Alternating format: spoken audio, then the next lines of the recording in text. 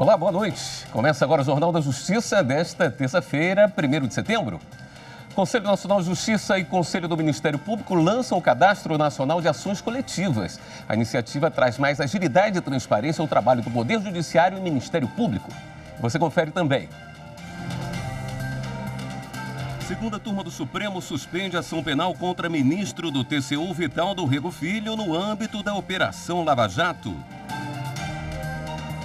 Primeira turma do STF nega transferência de penitenciária a empresário apontado como líder da maior facção criminosa de Mato Grosso do Sul. Campanha da Justiça Eleitoral busca combater a disseminação de notícias falsas.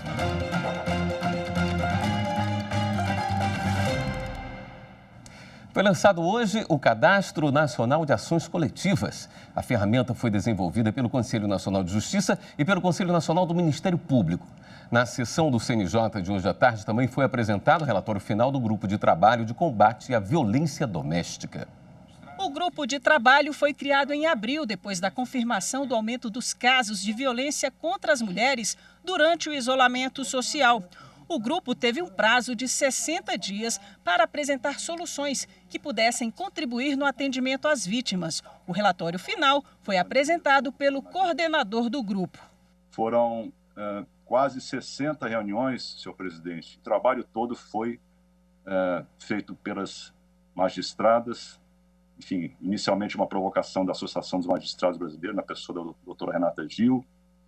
E com isso nós contamos com uma interação muito grande entre o Poder Judiciário e outras instituições e a própria sociedade civil. Entre as propostas do grupo de trabalho, a campanha Sinal Vermelho contra a Violência Doméstica foi destaque. O objetivo é oferecer um canal silencioso de denúncia às vítimas, permitindo que se identifiquem em farmácias e drogarias previamente cadastradas. Nós temos adesões de todo o país, prefeituras, estados, farmácias, já são 11 mil farmácias que aderiram à campanha, embora nós tenhamos uma estrada gigantesca aí, são 80 mil farmácias em todo o país, o desafio é que há muitos proprietários individuais, então a gente ainda tem essa dificuldade, e criar um canal na Polícia Militar que efetivamente consolidasse o atendimento prioritário a essas mulheres. Também foi lançado o Cadastro Nacional de Ações Coletivas, o CACOL, iniciativa do Conselho Nacional de Justiça e do Conselho Nacional do Ministério Público. E este banco de dados que estamos fazendo é exatamente o padrão excelente do exercício da liberdade da propositura das ações por todos os atores coletivos, mas com a eficiência que a reunião da informação permite. É um passo grande e, em nome do CNMP, eu venho cumprimentar o CNJ pelo passo que damos hoje na nossa parceria. Qualquer pessoa pode ter acesso ao cadastro. Por meio do CACOL, é possível visualizar e consultar inquéritos civis públicos e termos de ajustamento de conduta instaurados pelo Ministério Público, além de ações civis coletivas e públicas, ações populares e mandados de segurança coletivos ajuizados no Poder Judiciário. O CACOL é uma ferramenta de consulta unificada que, de forma dinâmica e interativa, fornece transparência aos dados do Poder Judiciário e do Ministério Público. Todo o sistema de busca foi desenvolvido a partir do DataJude, que consiste em um grande repositório de dados nacionais do Poder Judiciário e fonte primária das estatísticas nacionais. Ressalto a importância dessa iniciativa, na medida em que, a partir da automação proporcionada pelo DataJude, magistrados e servidores não precisarão mais dedicar tempo de trabalho para alimentar cadastros e sistemas de forma manual. A primeira turma do Supremo negou o pedido de transferência de presídio a um empresário apontado como líder de uma organização criminosa de Mato Grosso do Sul. O empresário Jamil Nami foi preso preventivamente durante a Operação Omertá, um desdobramento da Lava Jato que investiga execuções em Mato Grosso do Sul. Segundo os autos, o empresário é líder de uma organização criminosa e ficou conhecido ao oferecer até 600 milhões de reais de propina a um juiz numa videoconferência para voltar para Campo Grande ou ser internado em um hospital de São Paulo. Ele me tirando daqui amanhã, que de 100 a 600 milhões vão aparecer dentro do do juízo dele. A pedido da primeira vara de execução penal de Campo Grande, Jamil foi transferido do Presídio Federal da capital para a Penitenciária Federal de Mossoró, no Rio Grande do Norte. A defesa dele pediu retorno para Campo Grande, alegando que Jamil é idoso, tem problemas de saúde e está a mais de 3.000 quilômetros da família. Em junho passado, o relator ministro Marco Aurélio deferiu a liminar. Tem 80 anos e é doente. Várias moléstias.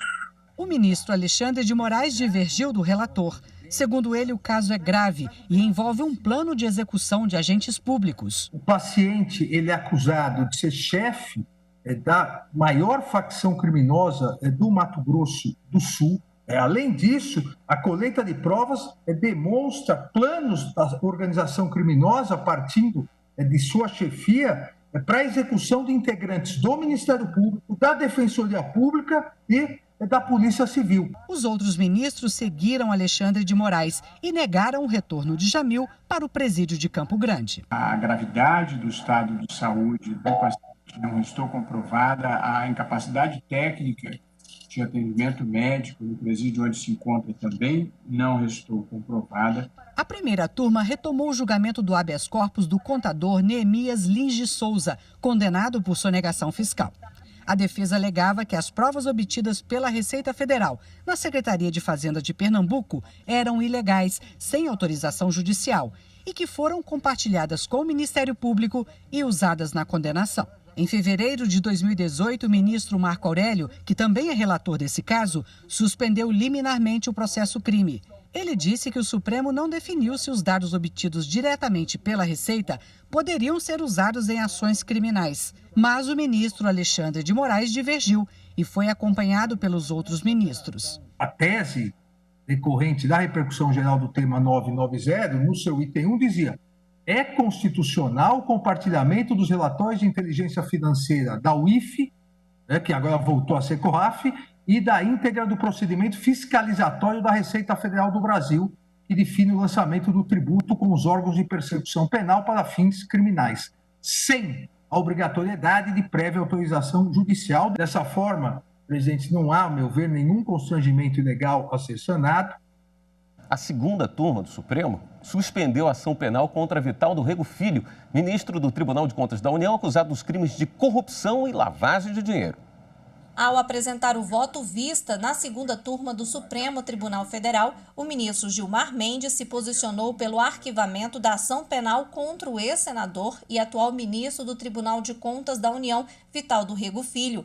A justificativa é que as investigações são baseadas apenas em delações premiadas e, segundo ele, faltam provas contundentes. Não se pode permitir o prosseguimento das investigações e o recebimento da denúncia contra o agravante com base apenas em declarações de colaboradores premiados que sequer são uníssonas entre si.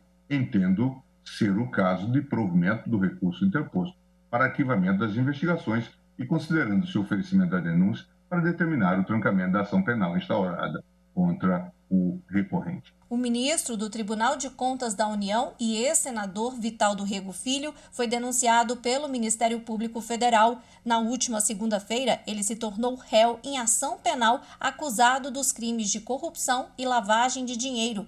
De acordo com as investigações, Vital do Rego teria recebido 3 milhões de reais de Léo Pinheiro, ex-presidente da OAS, para que os executivos da empreiteira não fossem convocados para depor na Comissão Parlamentar de Inquérito, no Senado, da qual era presidente. O caso era apurado em inquérito no STF e foi encaminhado para a 13ª Vara Federal de Curitiba, já que Vital do Rego não tem foro privilegiado.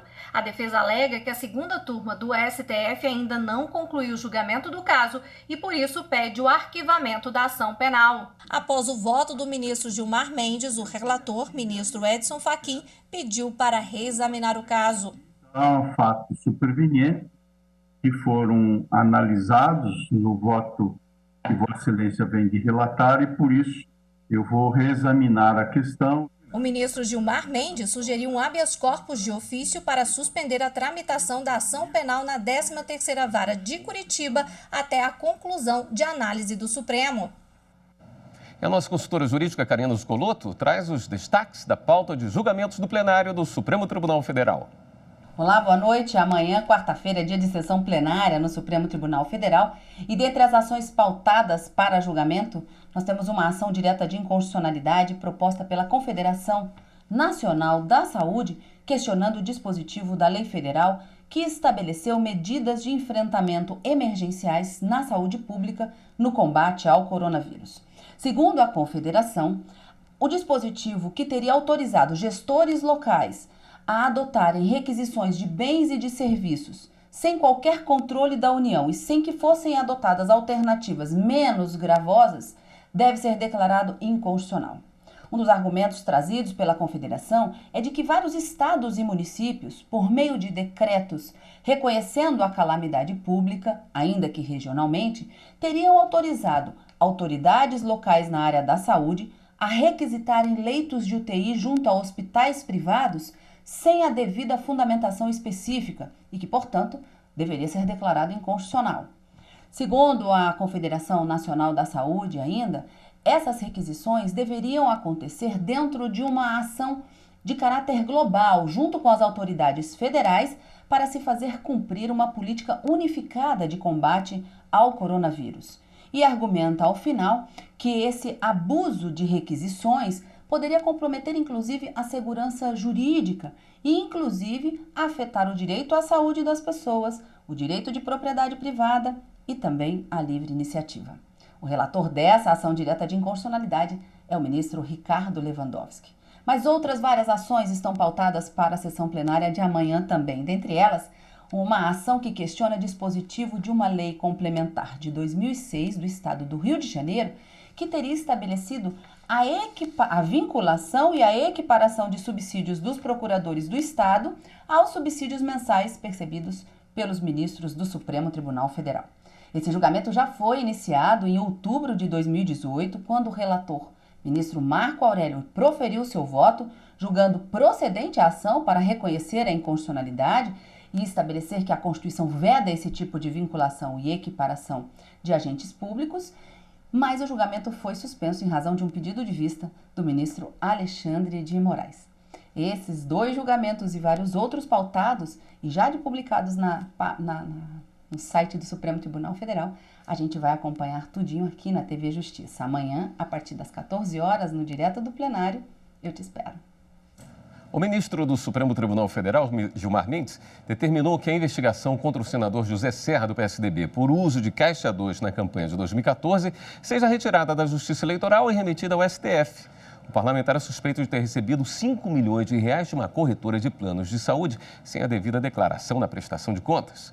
O ministro determinou ainda o envio do processo à Procuradoria-Geral da República assim que os autos chegarem ao STF, por causa do risco de prescrição. A decisão vale para todos os procedimentos correlatos ao caso envolvendo José Serra na Justiça Eleitoral de primeira instância. E no próximo bloco, os destaques da Justiça Eleitoral em instantes.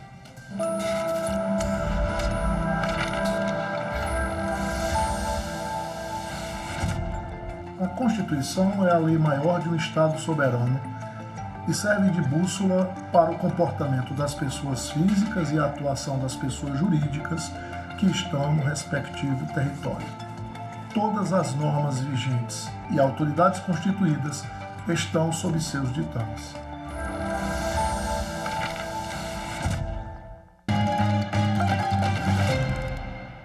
O limite de gastos para candidatos a prefeito e vereador já está disponível na página do Tribunal Superior Eleitoral na internet. Em novembro, eleitores de 5.568 cidades vão às urnas escolher prefeitos e vereadores. Hoje à tarde, o Tribunal Superior Eleitoral disponibilizou os limites de gastos para candidatos a prefeito e vereador em todos os municípios que vão ter eleições. Em São Paulo, o maior colégio eleitoral do país, quem for concorrer à prefeitura pode gastar quase 52 milhões de reais no primeiro turno e mais de 20 milhões de reais no segundo turno. Já os candidatos a vereador da capital paulista vão poder utilizar 3 milhões e 600 mil reais. A relação com os limites de gastos de todos os municípios que vão ter votação em novembro pode ser encontrada no site tse.jus.br. O repórter Henrique Amaral também traz os destaques da sessão plenária do Tribunal Superior Eleitoral, que começa logo mais às 7h. A pauta de logo mais tem 13 processos previstos.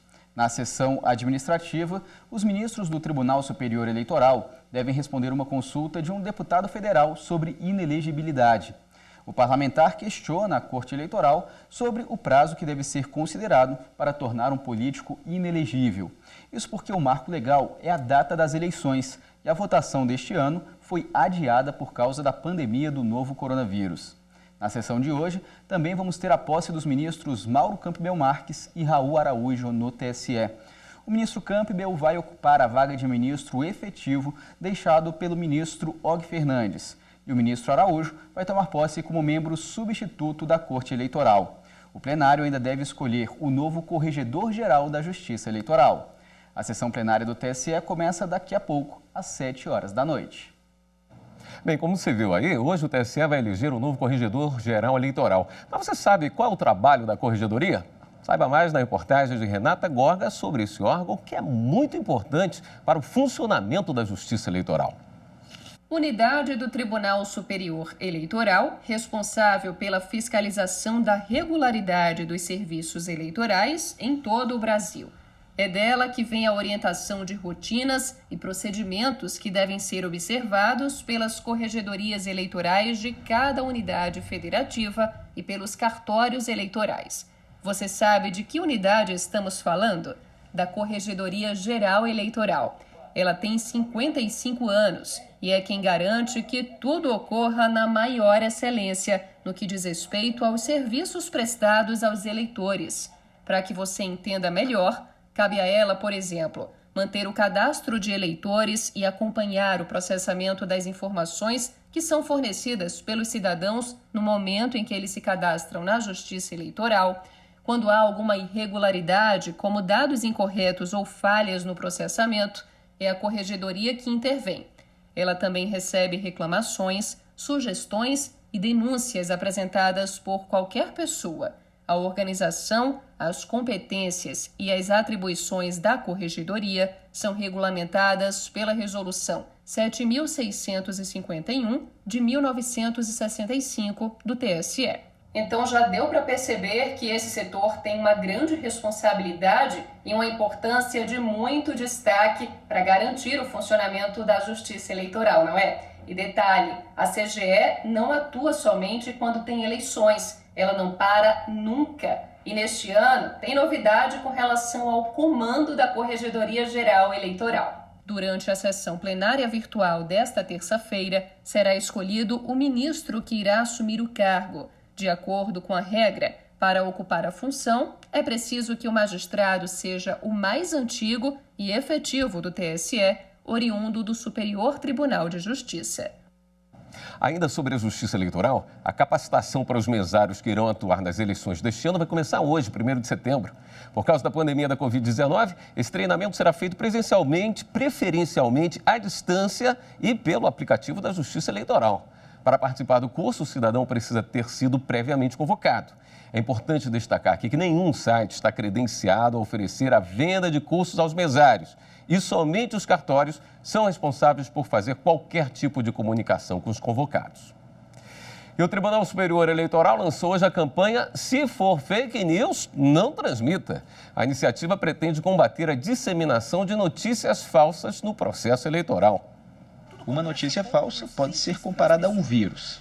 Se espalha rapidamente, você pode nem perceber que foi contaminado e faz um mal danado para a sociedade.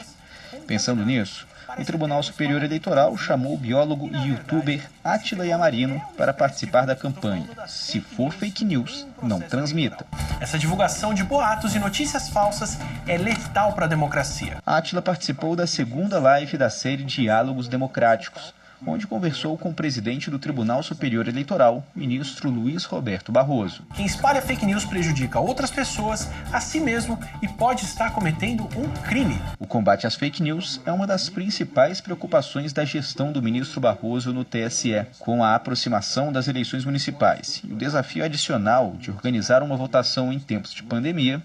O enfrentamento à desinformação ganha ainda mais importância. E a partir de amanhã você acompanha aqui no Jornal da Justiça uma série de reportagens preparadas pelo TSE sobre desinformação.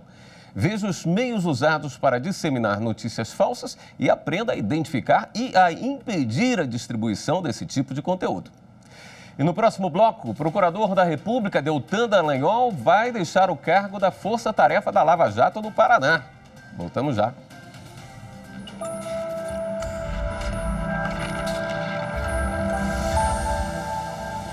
Como economista, eu entendo o poder e a relevância total que uma Constituição tem. Obviamente que nós, economistas, sempre buscamos o melhor bem-estar da sociedade, respeitando contratos, e nada melhor do que nos amparar através da Carta Magna.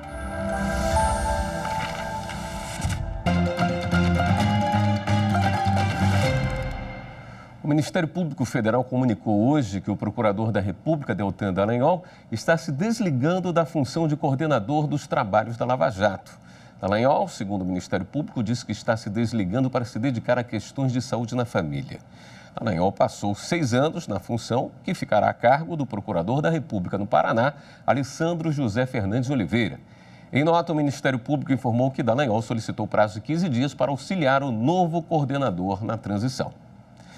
O Superior Tribunal de Justiça tranca parte de ação penal contra conselheiro do CARSC, investigado na Operação Zelotes, por considerar as denúncias apresentadas genéricas e imprecisas. De acordo com as investigações, o grupo criminoso manipulava o julgamento de processos administrativos no Conselho de Administração de Recursos Fiscais, CARF, em troca de propina. Entre os integrantes estariam sócios de empresas de consultoria e membros do Conselho. Em um desses processos, a denúncia aponta a participação do conselheiro no favorecimento de empresa que não teve sucesso em processo administrativo e que teria contratado o grupo criminoso para reverter a situação. Após novo julgamento, que contou com a participação do conselheiro investigado, a empresa teria conseguido o direito de ser ressarcida pela União em mais de 37 milhões de reais. O conselheiro foi denunciado por corrupção passiva e lavagem de dinheiro. Ao analisar o pedido de habeas corpus, o Tribunal Regional Federal da Primeira Região reconheceu que no período de 2009 a 2012, a denúncia do Ministério Público foi genérica, mas negou o trancamento da ação penal por entender que ainda existem indícios de que o investigado recebeu propina. O recurso chegou ao STJ. O relator do novo pedido de habeas corpus, ministro Nefe Cordeiro, lembrou que toda denúncia precisa preencher requisitos do Código de Processo Penal, como a exposição detalhada do fato, a classificação do crime e a qualificação do acusado.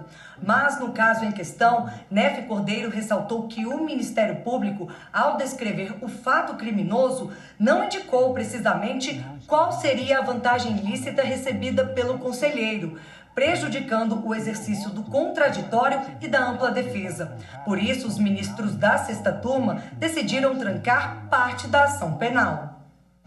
O programa Trabalho Seguro do Tribunal Superior do Trabalho promoveu um webinário para debater os impactos da Covid-19 na saúde do trabalhador.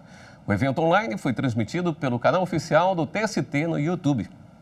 O webinário promovido pelo programa Trabalho Seguro foi uma parceria com a Secretaria de Comunicação Social do TST. O evento online colocou em debate a construção do trabalho seguro e decente em tempos de pandemia, tema que pauta ações e eventos que serão organizados nos próximos 2 anos. O programa é coordenado pela ministra Adelaide Miranda Arantes, que iniciou a transmissão prestando condolência às vítimas da Covid-19. Primeiramente, o nosso registro de solidariedade com os familiares e amigos dos mais de 100 mil mortos pela Covid-19 no Brasil.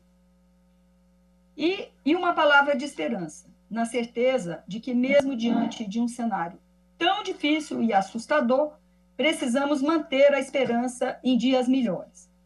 Acreditar que tudo isso vai passar e que vamos nos transformar em seres humanos melhores, aprendendo com as dificuldades, sábias e duradouras lições. O psicólogo e pós-doutor Cristiano Nabuco e o psicanalista e professor Christian Dunker, ambos da Universidade de São Paulo, participaram da roda de conversa com a presença de gestores do programa Trabalho Seguro.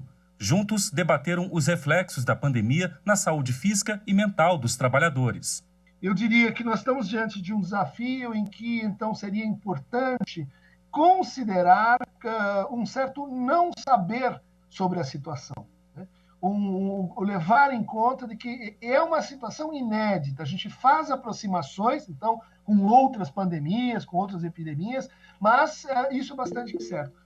Criado em 2012, o programa Trabalho Seguro visa a conscientização e a criação de locais de trabalho mais seguros e a redução do número de acidentes de trabalho no país. Mesmo em meio à pandemia de coronavírus, o programa tem planejado ações nacionais e regionais para difundir informações relacionadas à saúde e à segurança do trabalhador. A presidente do TST e do CSJT, ministra Maria Cristina Peduzzi, ressaltou a adoção de medidas por parte das empresas que garantam saúde e segurança em ambientes profissionais. A ministra encerrou o webinário comentando sobre o plano de retomada das atividades presenciais no TST. Não temos uma data para o start, para iniciar a implantação do projeto, porque aguardamos que os órgãos de saúde nos forneçam ainda, não é, estas informações que possibilitem ao TST, então, designar uma data. Deus permita que não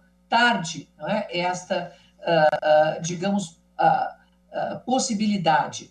Mas, enfim, nós observaremos quando pudermos retomar todos os cuidados que os protocolos exigem. A edição de hoje do Jornal da Justiça fica por aqui. Na sequência, acompanhe a sessão do Tribunal Superior Eleitoral. Uma boa noite para você.